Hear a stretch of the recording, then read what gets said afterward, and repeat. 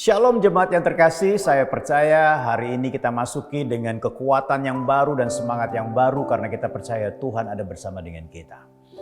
Saudara yang dalam Tuhan, pemberitaan Injil merupakan isi hati Allah sendiri supaya setiap orang percaya dan mengalami keselamatan di dalam Kristus. Orang-orang mengalami kelepasan, orang-orang mengalami berbagai macam pencerahan dalam hati dan pikirannya sehingga mereka hidup di dalam kebenaran yang sejati yang Yesus ajarkan dalam hidup mereka. Tetapi tahukah saudara bahwa pemberitaan Injil bukan hanya sekedar membutuhkan orang yang berbicara. Pemberitaan Injil bukan hanya membutuhkan dana yang dikeluarkan untuk pelayanan ataupun perjalanan pemberitaan Injil tersebut. Ada satu hal yang sangat penting, yaitu doa untuk pemberita dan pemberitaan Injil tersebut. Hari ini kita akan berbicara dan belajar dari 2 Tesalonika 3 ayat 1 sampai dengan 15. Saya akan bacakan ayat 1 sampai dengan 2 saja. Dikatakan begini, selanjutnya saudara-saudara, berdoalah untuk kami supaya firman Tuhan beroleh kemajuan dan dimuliakan sama seperti yang telah terjadi di antara kamu, dan supaya kami terlepas dari para pengacau dan orang-orang jahat, sebab bukan semua orang beroleh iman. Pemberitaan Injil membutuhkan bukan hanya dana dan daya tadi saya katakan, artinya orang yang pergi dan memberitakan, tetapi juga doa. Kita perlu berdoa untuk dua hal dalam pemberitaan Injil. Yang pertama adalah berdoa bagi pemberita Injil, yaitu orang yang memberitakan Injil.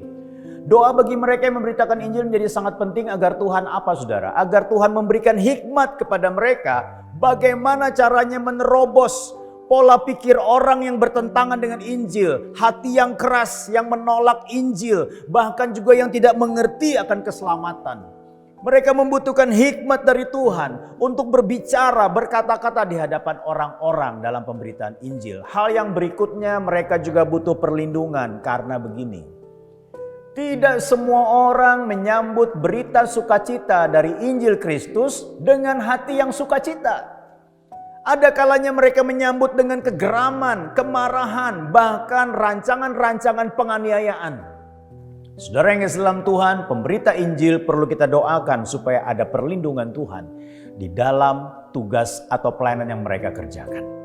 Hal yang berikutnya adalah yang perlu kita doakan, kita perlu berdoa bagi pemberitaan Injil itu, yaitu apa yang mereka katakan, sampaikan itu. Kenapa perlu kita doakan? Supaya ketika pemberitaan Injil dilakukan, Roh Kudus melawat, menjamah setiap hati. Sehingga apa? Sehingga kalimat dan perkataan pemberitaan Injil itu mendatangkan pencerahan bagi mereka yang mendengar. Bahkan mereka yang mendengar dibukakan pengertiannya sehingga mereka dapat memahami bahwa kehendak dan rancangan Tuhan mereka diselamatkan. Dan melalui berita pemberitaan Injil tersebut mereka boleh memiliki iman yang bertumbuh di dalam hidup mereka.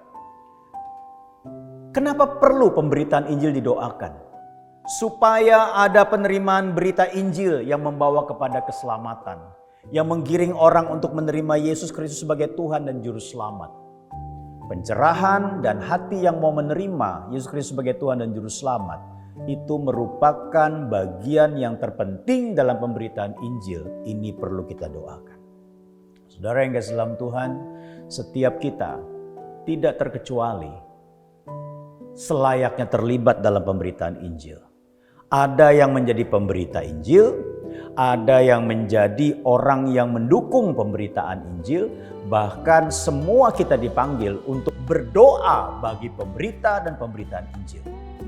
Hari ini, Bapak Ibu Saudara sekalian, di dalam kesederhanaan doa Bapak Ibu, ketika Bapak Ibu boleh berdoa untuk pemberita Injil, supaya mereka diberikan hikmat dan perlindungan, dan berdoa untuk pemberitaan Injil supaya orang yang mendengarnya mendapatkan pencerahan dan memiliki hati yang siap menerima Yesus Kristus sebagai Tuhan dan Juru Selamat sehingga mereka diselamatkan. Biarlah pokok doa ini kita bisa naikkan dan itu menjadi sebuah persembahan di hadapan Tuhan supaya pemberitaan Injil memiliki kemajuan demi kemajuan dan banyak orang diselamatkan. Tuhan Yesus memberkati, mari kita berdoa. Bapa di surga, biarlah Tuhan Kami senantiasa memahami dan juga menangkap hati Tuhan, supaya semua orang boleh mengalami keselamatan. Biarlah kami juga boleh mengambil bagian dalam berdoa untuk pemberita Injil, orang yang memperkatakan kabar baik, kabar sukacita akan keselamatan. Dan juga kami juga berdoa untuk pemberitaan Injil, supaya berita yang didengar oleh orang-orang yang belum percaya mendatangkan pencerahan dan mereka memiliki hati yang menerima karena ada pekerjaan Roh Kudus yang memberkati pemberitaan Injil ini. Terima kasih Bapa. Biarlah kami boleh mengambil bagian di dalamnya. Dalam nama Tuhan Yesus kami berdoa. Amin. Tuhan Yesus memberkati.